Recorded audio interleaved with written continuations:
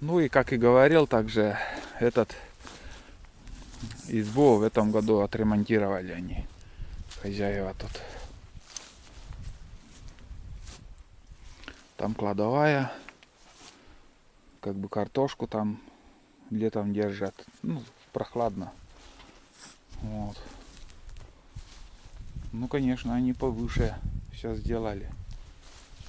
Продумано все. Да, все классно у них. Это уже на века. У меня, конечно, чуть-чуть цементная покрышка ниже. А это вообще идеально получилось у них.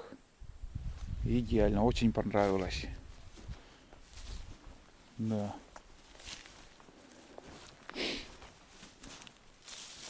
Бетонные штучки поставили.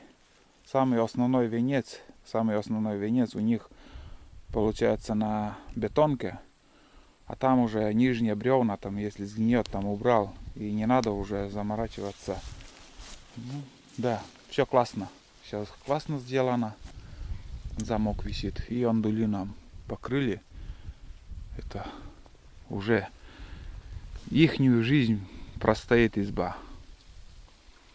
Но они, хозяйка этой избы мне что-то говорила, где-то какой-то косяк у них осталось, там они печку вроде как не разбирали, они венцы все это ремонт сделали и заметили где-то вот гниль за печкой, но говорит, мы так оставили. Но я думаю, ничего страшного, потому что основной венец у них все на бетонке получается.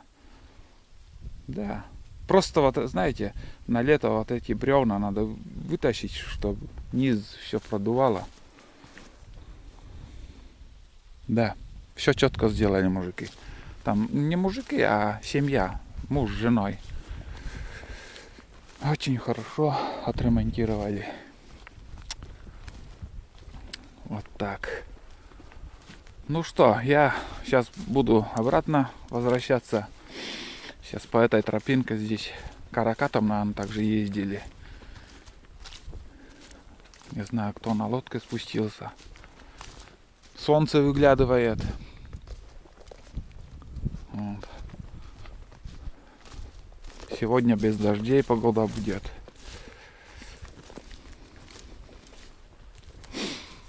Наверное, дальше возле избы буду что-то делать. Может, кирпичи уберу, может... Ну вот мне надо живцов как-то поймать. Или же схожу до избы и обратно вот на озеро приду с поплавочной удочкой. Хоть на жареху, может, что-нибудь удастся поймать. На большее я и не рассчитываю. Но посмотрим, как все дело пойдет. Начало не очень утешительное, сразу скажу. Уток нету.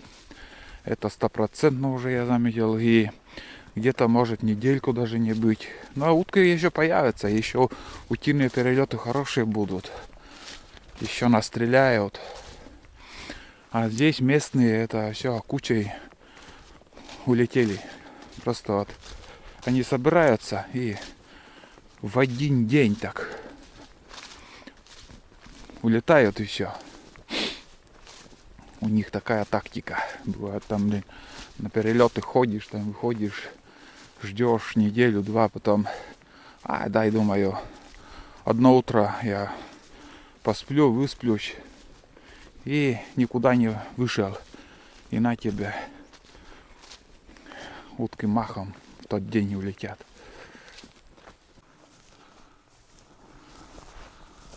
Так.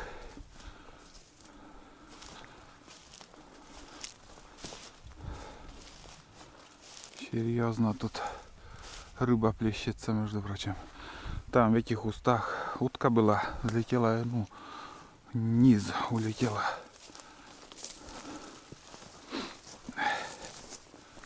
Что там, щука гоняет их или что?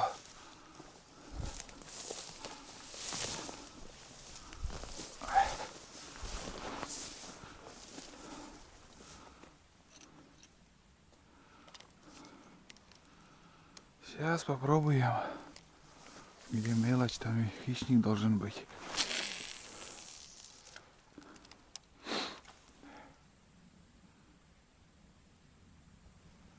Не глубоко.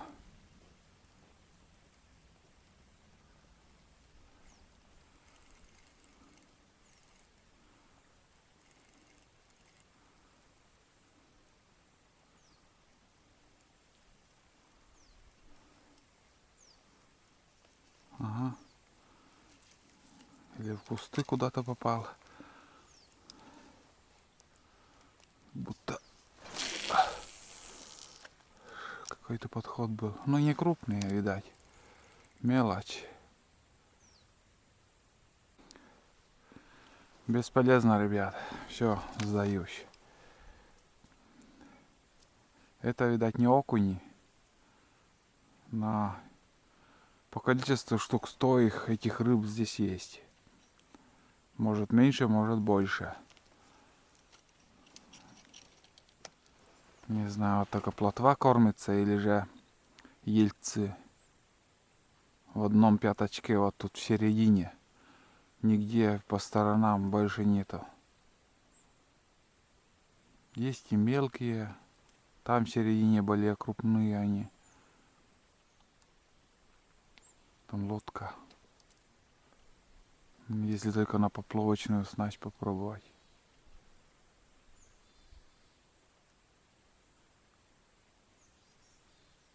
Давненько я такое не видел. Такой кормежкой вот так вот, чтобы очень много их поднималось на речку, на поверхности.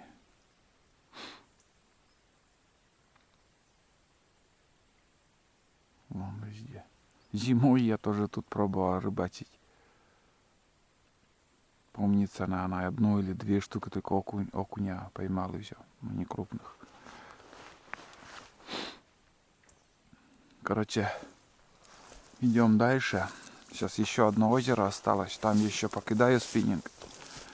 И чтобы уже убедиться... Ну, смотри. Так бывает, по берегу бьешь, если караси там вообще не выпрыгивают. Там вот трава. Еще он такой пятачок там. Дальше. Щучки там тоже бывают. Да и фиг с ним. Бывают и бывают. Раньше бывало все. И ловил немало. Сейчас как-то пока не удается мне ничего не поймать. Особенно на спиннинге. Пройдусь по ягелю. Может, маховики где найду.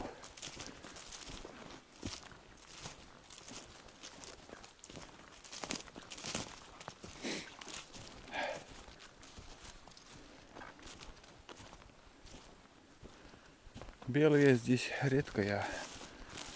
Да вообще, думаю, не было ни разу, я не видел их в этом месте. А вот красноголовики, маховики хорошо здесь растут.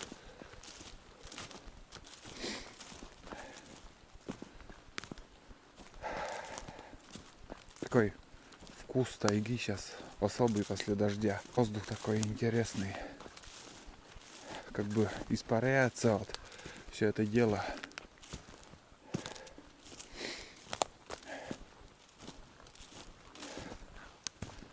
Там черника, кусты.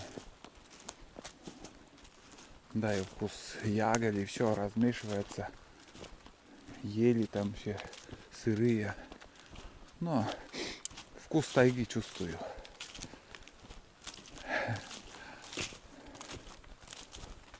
Вот так. Понятно, что с грибами ничего нету. Дальше идти не станем. Там тропинка не по пути нам.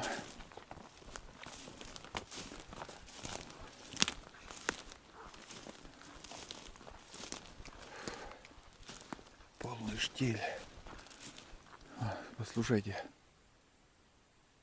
Слышите? Да ни хрена вы не слышите. Потому что ни зверей, ни птиц Ни ветра, ни шороха, ни треска, ничего нету. Ни свист рябчиков.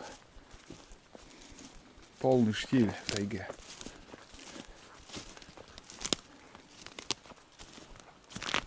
Вот так. Бывает. Неурожайные года. Вот сейчас я иду, где должна быть клюква. Ой, обманываю. Брусника. Ни одной ягодки не найдешь. Откуда могут быть птицы? Корма нету для них в этом году. Это второй год уже, считай. В прошлом году также ничего не было. Почему так? И в этом году вроде как сперва, ну, весна хорошая была. Весна хорошая была, и лето жаркое. Все должно быть. Но почему-то нету.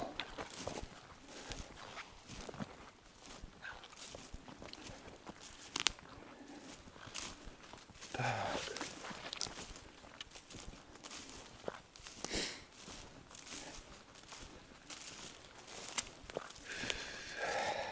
Вот поэтому я и стал меньше ходить в тайгу. Надеюсь, вы уже начинаете понимать. Выгоды от этого нету.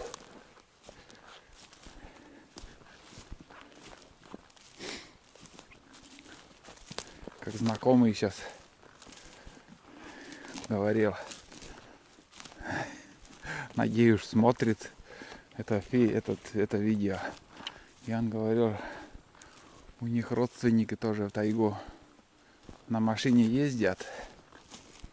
Ну, рейс, говорит, вот ты сел в машину, поехал, топливо туда-сюда, снаряжение. И в день уходит, скажем, расход всего этого, в день уходит 2000 рублей. Вот сейчас некоторым, наверное, покажется, что 2000 рублей это, ну, не деньги. А когда у тебя денег мало и тратишь на вот такие походы 2000 рублей, будешь задумываться, стоит ли мне съездить еще.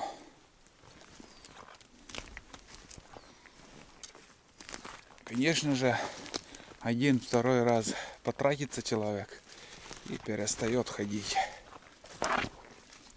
Забросит это дело. Вот то же самое я начинаю каждым годом понимать. Все меньше выхожу в тайгу. Одно развлечение для меня сейчас остается, это поснимать вам и показывать реальность. Конечно же, если будет интересное, чтобы чем-то что-то показать, это самому интересно. И, конечно же, вот скажем, сейчас я уже сколько брожу, ни одного выстрела не сделал, ни одной поклевки на камеру. Давайте я на дорогу выйду. Хорошо, что хоть дождя сегодня нету. Вот черника была, вот ягоды. Черника, вон. Видите? Черника вот была, а почему-то вот птицы нету. По идее, жаркая погода была летом. Они овод, когда малыши были, овод ели. Так, давайте я, наверное, еще вот здесь дорога спускается. Здесь где-то конец озера. Все-таки я зайду, посмотрю. Может, там покидаю спиннинг. Сыроежки.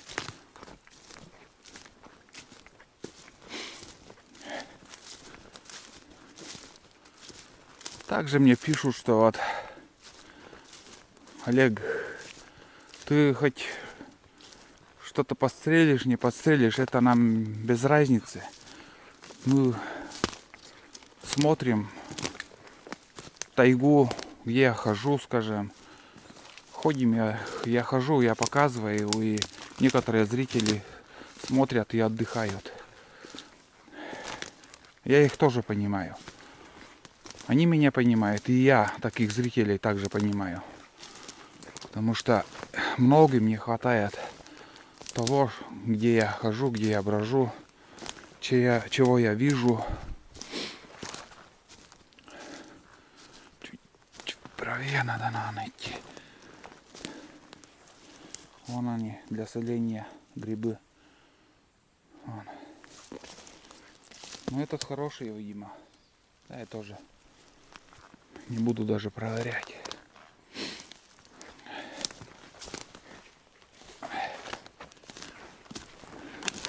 В таких местах и эти тоже должны быть. Вон они грибы, вон. Это дней 10, если я пораньше пришел бы, можно было собирать. Вон там кругом вот эти рыжики-пыжики. Для соления вон. Все уже испортились. Вон там. Все испортилось. Вот. Кругом вдоль берега вон. Вдоль озера вон. Смотри. Десятки штук их. Кругом вон. Ни хрена тут выход был.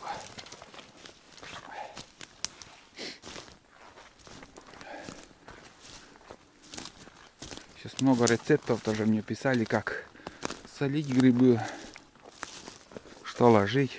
Даже я немножко удивлен некоторые моменты, чего только не ложат. Вон, видите? Но они перестоялые уже.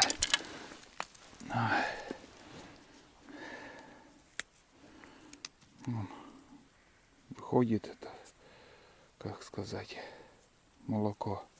Значит, годный гриб. Но они крепкие еще, эти два. Очень даже. Вон кругом.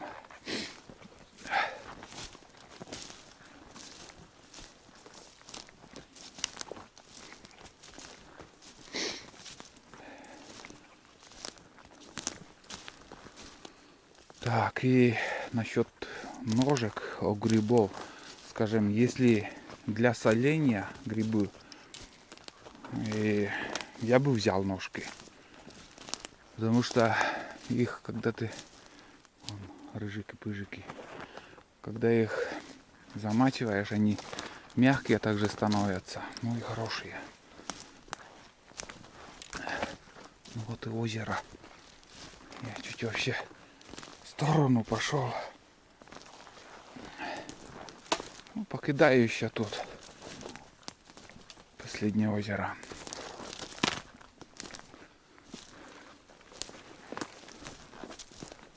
Вот тут хорошие места. Посмотрю.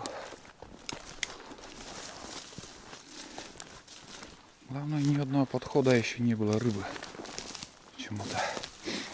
Это самый конец.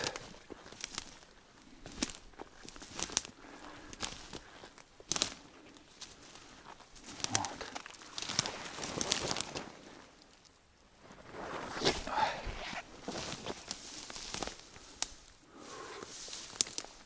Хорошечно. Глубоко тут. Ой, блядь. Неудобно. Не прочим. Ой, блядь. Опасно. Вон утка взлетела. Взлетела. Как будто одна нога висит. Подранок, что ли? Сразу не заметишь. Не с травы вот вышел или... Короче, поменял блесну. Кидаю. Пока Пока ни одного подхода не было. На вертушку 4-й номер поставил.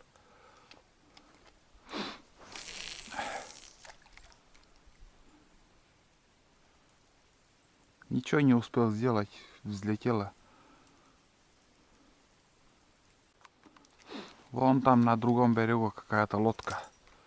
Вроде какая-то старенькая, заброшенная тоже. Рыбак сказал, в конце озера со стороны избы, а это чья-то лодка. Наверное, это совсем другая. Ой, зацепилось что-то. Хоть бы подошел, показался одна щука, и то ладно. Фиг с ним, если не поймаем. Хоть увидеть рыбу.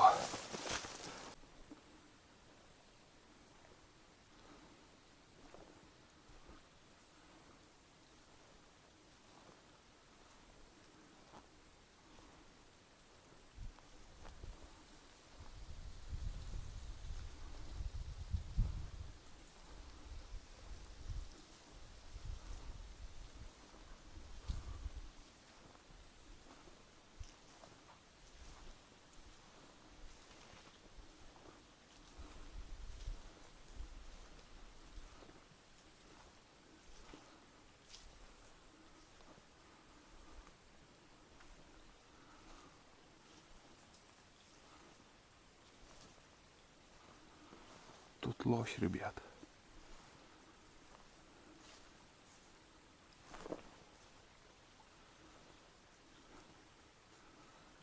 Не знаю, где-то стоит, нет.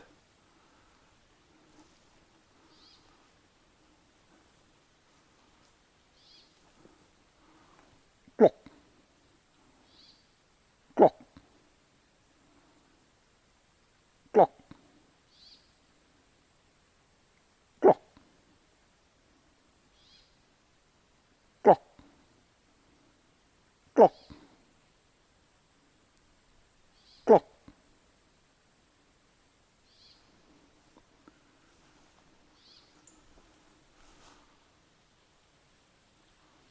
Клок.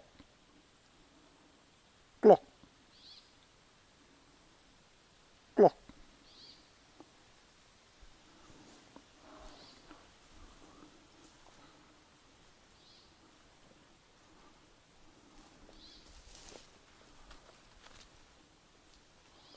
Вроде недалеко он убежал. Вот следы его. Вон копыта. Надеюсь, видно. Он тут пробежал. Там сейчас, может, шуганем. Вот следы вот.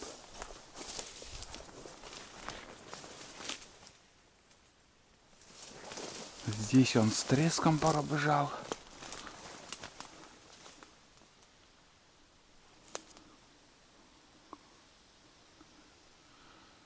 И вот тут с треском он пробежал. Вроде где-то остановился, но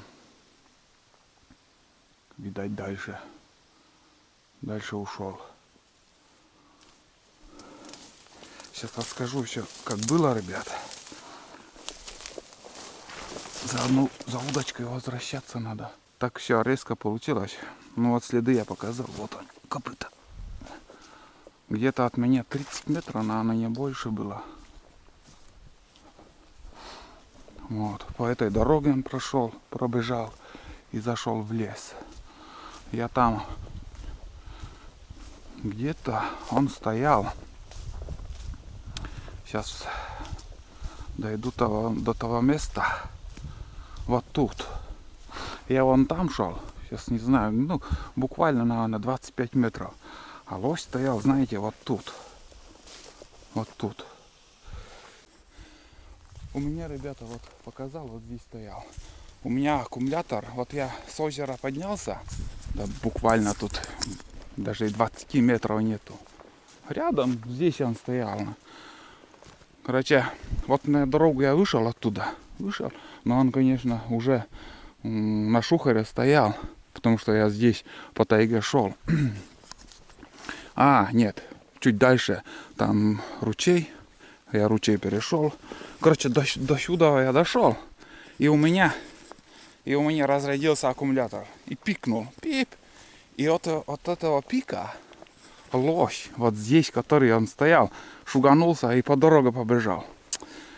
Я как бы рефлексно или как там автоматом включаю камеру, но, к сожалению, кадр, но мельком, все получилось мельком.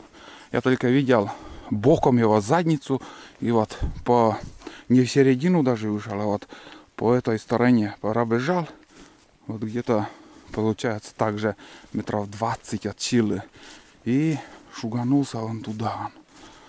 Вот. Ну я еще там поквакал по лосиному, там что-то там пытался приманить, поменял сразу моментально аккумулятор и пытался поманить, но ушел зверь. Вот. Вот, короче, вот здесь он развернулся, вот тут. Вот. Но он рядом, далеко он не уйдет. И думаю, это самочка была даже. Не очень крупный лось. От силы годовалый, наверное. От силы. Может, второй год ему. Да где-то он тут рядом и есть. Потому что такого бывает, лоси убегают и очень далеко такие трески идут. Давайте я удочку вот здесь оставлю и не поленюсь, зайдем. 100% еще услышим этот грохот, как он летит, блин. Сейчас где-нибудь оставим удочку. Сейчас. Я говорю, он вообще, я рядом увидел его недалеко, когда он начал бежать. Ну, здесь я удочку оставлю. Давайте зайдем, недалеко будет. Метров 100-200, если не будет, значит убежал далеко. Да, такие встречи у меня каждый год бывают. Мирные встречи. Будем так считать.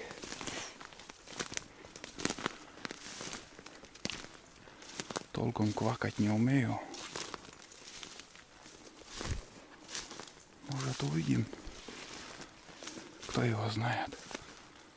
Но на гону они вообще глупые. Ну и я нашумел уже, конечно.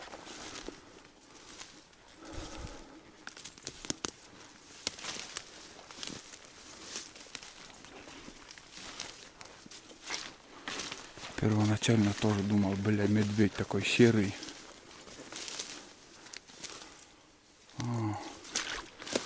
Здесь не такая густый лес, поэтому так грохота меньше. Мало было.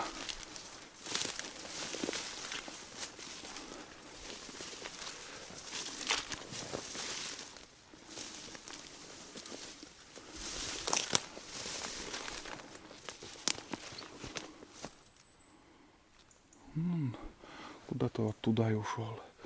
Вон, птица.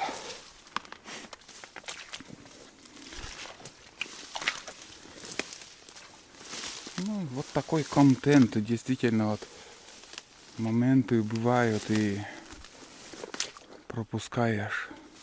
Когда ты в натуре лося видишь или медведя, а у тебя, блядь, камера, как всегда, выключена или вообще вырубается в не тот момент. Если не вырубилась, я бы еще, знаете, от силы сделал, наверное, 5 шагов.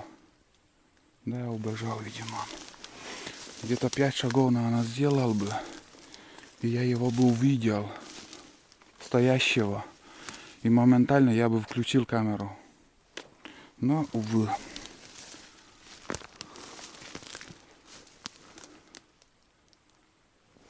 Квак. Квак. Квак. Квак. Да, это реально уже он учуял. И лоси такие животные, они сразу не будут там 100 километров бежать от тебя. Если услышат какой-то подозрительный звук, они пробегут, скажем, метров 500, но останавливаются и будут еще контрольно ждать опасности, миновала или есть опасность. Если по второму разу уже шуганутся, тогда уже все. Они уже будут идти так идти, пока не устанут. Да. Жалко, конечно, очень жалко, что не удалось заснять. Никакого желания нет у меня, чтобы, вот, скажем, подстрелить, взять и сразу моментально стрелять. У меня в стволе дробовые патроны. Так-то пули с собой тоже таскаю. Начал таскать. Это осенью всегда. Весной я не стараюсь. Да, вот на охоту хожу только дробовые патроны. А осенью уже по полной программе. Всяко разные моменты бывают. Разные встречи. Вот. За осень первый зверь покрупнее, который. Ну это считай лось и животные, конечно. Но первая встреча такая у нас получилась. Ни разу я еще в этом году медведя не видел. В прошлом году раза 3, наверное, медведя видел. И один раз еще, когда в город ехали с семьей, возле Зулеба, да, не доезжая до Зулеба, до поворота, перешел спокойно также лось. Очень спокойно перешел. Ну вот. Да, он удрал. Или она. Как будто рогов вообще. Рога я не видел. Встречи с лосем, конечно, мгновенные бывают. Не думайте, что он такой огромный, большой, как слон. И будешь ты разглядывать, какой он вообще. Он как молния. Один раз глазом моргнул, и все, он уже спрятался. Ты его не увидишь. Кто охотник, тот знает, конечно.